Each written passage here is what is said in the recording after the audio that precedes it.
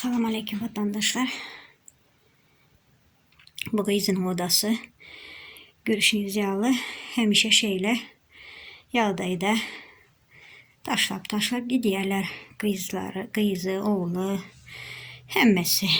İşleri hemme yerini yığınıp yerime yer edip koymalı. Yine pasteline almıştırdım. Yığılan pasteli koydum şimdi. Yankı oğlunun odasıydı. Yine oğlunun odasını borkasını ettim.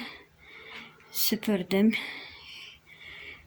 Çan tozlarını aldım. Hem zadını yer ettim. Aşağıdaki yastığım küçüğünün yatayan yere. Yine şeyle biz işleyeriz.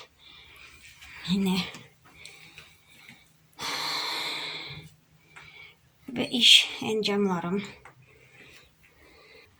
Bu video prosta çektim. Bugün temizlik günü ya. Birinci günüm temizlik günüm. Yine bu spalni родителей. Bunun çarşaflarını almıştırmalı. Hanımın özü ayıran. Üstündekileri hemmesini olmasa ben ayırattım. Ne edip aklına geldi. Rahmi geldi bana bilem yok ama ayırıptır. Şu zatları hazır. Buna da taze çarşaf. Taze yuğulan çiste çarşaf. Giygizmeli pasellerine. Yani şu zatları da hemmesini eplep koymalı. Şimdi ben işime başlayın.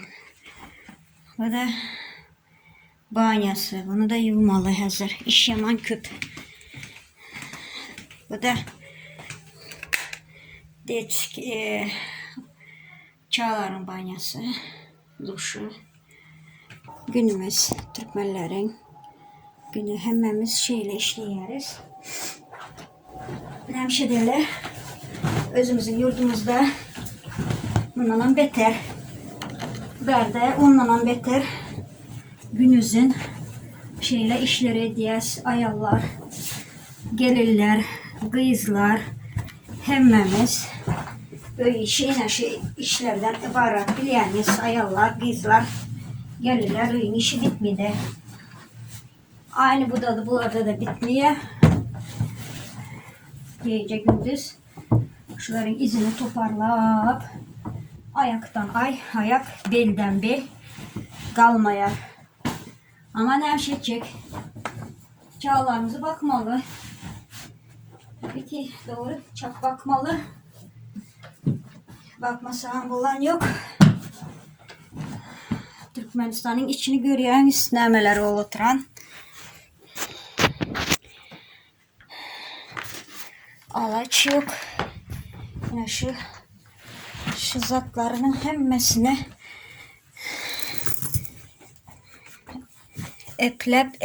eplep koymalı. Can doğanlar. Canım çıkıyor vakti var.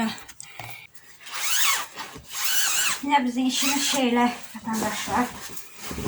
Biraz kıyınrak oldu. İşe durumda geplemek.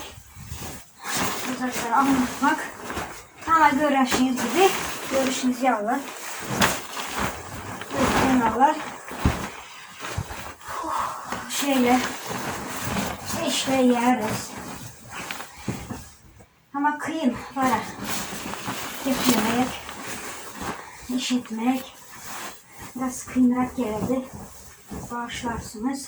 O yüzden küp gürlem yok. Küp gürlesimim. Ay. Nefesime bir geldi.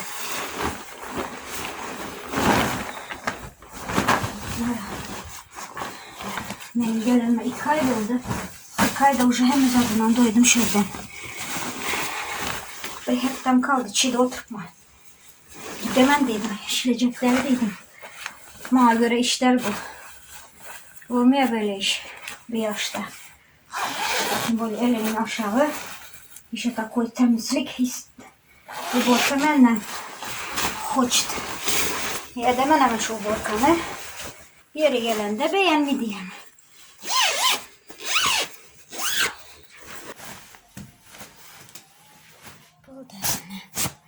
İşim bitti.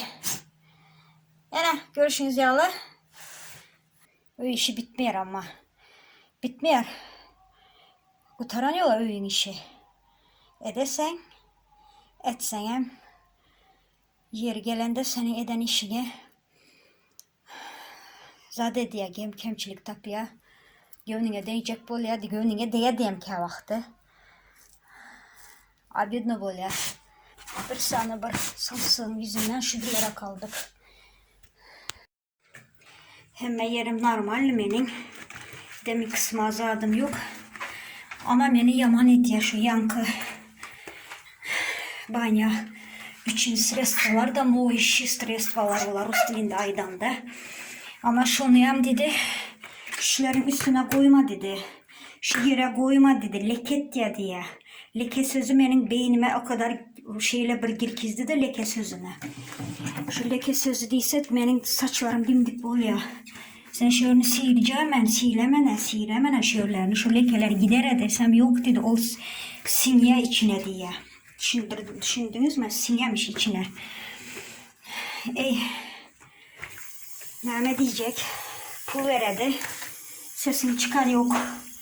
Yine Türkmenlerin, gelirlerin, zenalların yağda işi. En aşırı yankı. Himikat, stres falan. Adamı, lüboy adamı yem. Alıyor ama keselede de. Böyle 2 yıl işlesen ilginsiz. Şunu alıyor işte. Pожалуйста. Kesel tapabilen özüne. Demi kısmam neme. Nehli kesel olsa ya. Huday saklasın. Şu ölüp giden kızlarımızdan var aydıldı var ya. Neçe gün oldu aydılanlar bilem yok ama eşittim. Ölen şu oturup yuvandırırlar, temizlikte işleyenler aile oğuda kebir yerlerde temizliği. Şu kızı pula sağlığını getirip öyle gittiler şular. Mekanı cennette olsun. Ne diyeceğini bilmeyen bana. Bağışlarsınız benim de geple bilem yok.